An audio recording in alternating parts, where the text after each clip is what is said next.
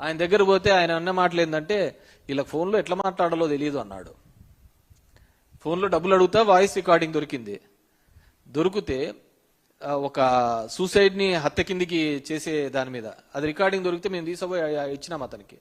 ఇస్తే ఆయన అన్న మాటలు ఇదే, వీళ్ళకు ఎట్లా ఫోన్లో మాట్లాడలేదు తెలియదు అని చెప్పేసి. అంటే అతను దీనికి వేసినారు.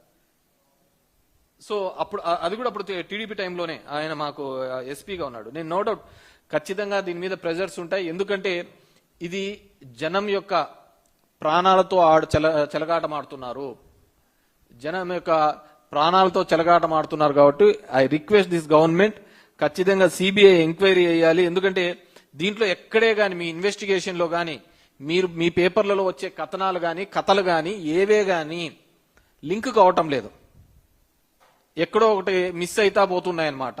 సో ఇవంతా లింక్ కావాలి, ఖచ్చితంగా కల్ప్రిట్స్ బయటపడాలి. మీకు నిజంగా చిత్తశుద్ధి ఉందంటే, నిజంగా చిత్తశుద్ధి ఉంది మీ పార్టీకి, తెలుగుదేశం పార్టీకి, కూటమికి చిత్తశుద్ధి ఉందంటే ఖచ్చితంగా దీంట్లో కల్ప్రిట్స్ ఎవరో బయటపడాలి.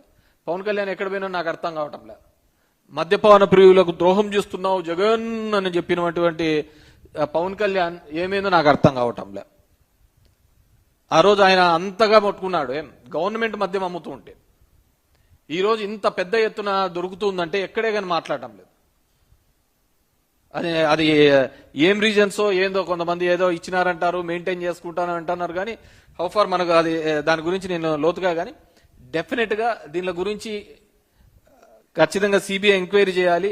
మా పార్టీ వాళ్ళని ఇరికించడం వల్ల మీరు తృప్తి పొందడమో, పేపర్లలో 4 కథనాలు వస్తున్నాయని దాని మీద మీరు బాధపడమో కాకుండా ఎవరైతే దీనిలో మూలాధారం ఉన్నారో అది ఎంతటి వారైనా వదిలిపెట్టమని మీరు అంత గట్టిగా చెప్తున్నారు. కాబట్టి డెఫినెట్ గా మీరు దీని మీద సిబిఐ ఎంక్వైరీ చేసేయండి ఖచ్చితంగా. అప్పుడు కానీ దీని మీద తేలదని చెప్పేసి కోరుకుంటున్నాను. ఎందుకంటే మీరు చేసేది మొదటి నుంచి కూడా బురద జల్లే రాజకీయమే.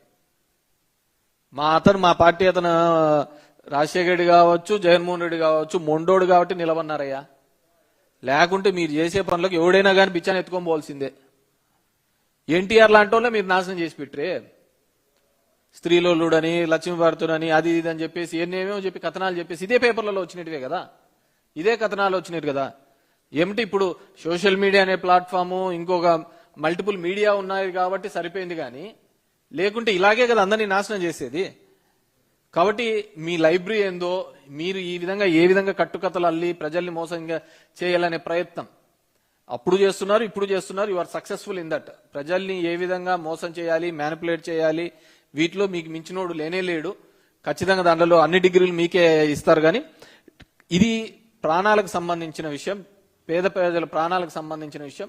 మీరు అంటున్న బార్ కోడింగ్ ప్రతి ఒక్కరి దగ్గర పనిచేయదు, అందరి దగ్గర ఫోన్పే ఉండదు.